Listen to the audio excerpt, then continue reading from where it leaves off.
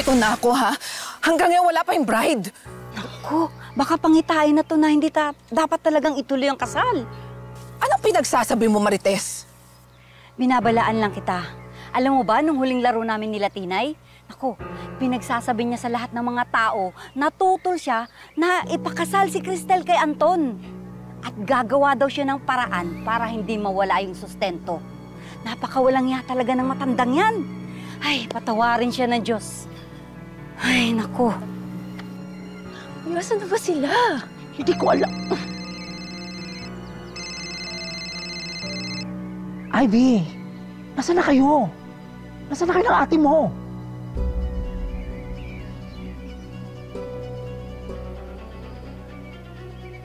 Ano? Sige. Ako na bahala dito. Si Cristel ba yan? Asan na sila? Tita, Anton, ano? Sinugod si Tita Tina sa ospital. What?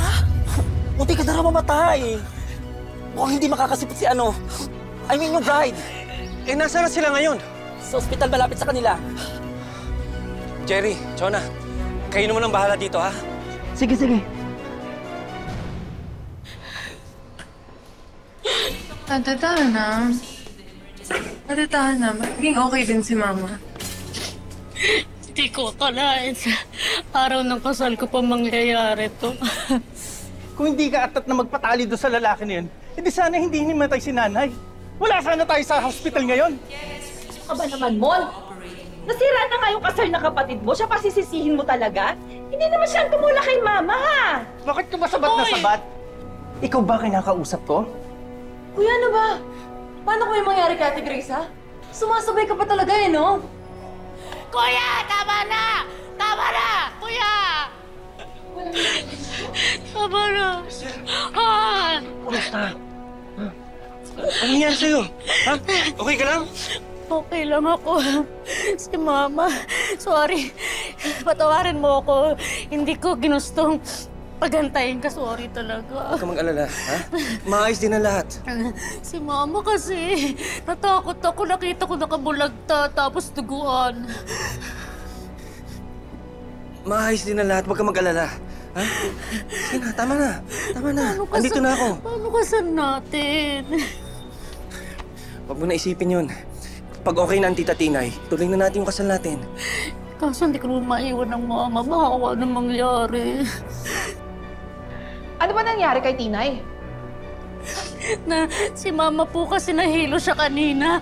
Tapos nagka-seizure po siya. Tapos kumuha po ako ng tulong. Pagbalik ko po nakahandusay na po si Mama. Tapos duguan po. Oo. Eh mukhang di naman malubha. Ha? Kailangan malubha muna? Yun ba gusto mo? Eh bakit ang init ng ulo mo? Sinasabi ko lang naman na okay na naman siya eh. Malay ko po. Apa? Sinasabi ka? Kuya! Ha? Kuya! Kuya! Bakit? Masama ba na pagdudahan ko na nagdadrama ang nanay mo? Alam ba niya na, alam ko na sinabi niya sa kalaro niya sa tungong its na gagawin niya lahat para hindi matuloy ang kasal ni Cristel? Kuya! Bungitero! Matanda ka! Aray ko! Ah! Kuya! Ah! Kuya! Ano ba? Tama na! Tama na! Tato ko pala eh! Nanay ko pinapas mo eh! Ano? Hayop magkapatid mo, Cristel! Tama na! Sira ulo! Halika na. Huwag mo nang patulan ang adik na yan! Adik? Sino adik? Ha? Tama na! Yan ba ang pamilyang gusto mong pakasalan? Ha? Basura, Anton! Basura! Yan ba ang pamilyang gusto mong pakasalan? Halika na! Halika na! Ma! Halika na! Ma! Ma!